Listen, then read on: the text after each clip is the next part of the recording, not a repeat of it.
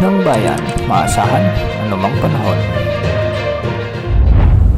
Magandang oras po sa ating lahat. Narito ang update sa lagay ng panahon ngayon at sa susunod na 24 oras. Sa kasalukuyan ay patuloy pa rin nakakaapekto ang southwest monsoon sa northern Luzon. Samantalang may minomonitor naman tayong bagyo sa labas ng ating area of responsibility.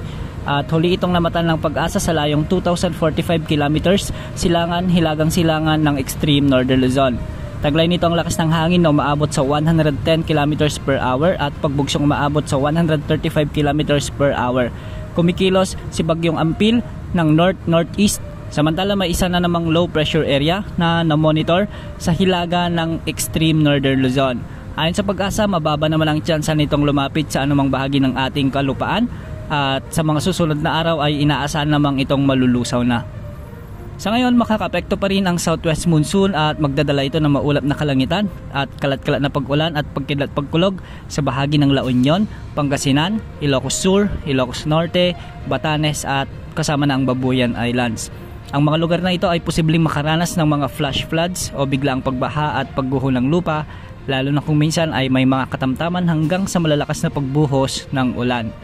Samantala dahil pa rin sa pag-iral ng southwest monsoon o habagat, asahan ang bahagyang maulap hanggang sa maulap na kalangitan na may mga kalat-kalat na pag-ulan at pagkidlat-pagkulog sa bahagi ng Cordillera Administrative Region at sa natitirang bahagi ng Cagayan Valley. Posible rin ang mga biglaang pagbaha at pagguho ng lupa, lalo na kung minsan ay may mga severe thunderstorms.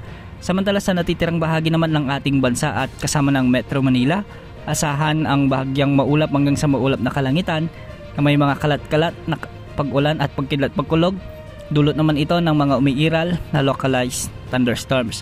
Sa Visayas, asahan ang mga kalat-kalat na pag-ulan sa may Cebu Province, Negros Island Region, sa may eastern part ng Visayas, lalo na sa Samar at Leyte provinces. Posible rin ang ilang mga pag-ulan sa bahagi ng Bohol. At sa Mindanao, asahan din ang ilang mga pag-ulan sa may northern Mindanao, Socsargen, Bangsamoro Region, pati na sa may Zamboanga Peninsula. Yan ang update sa lagay ng panahon. Ito po ang weather update ng bayan. Maaasahan anumang panahon.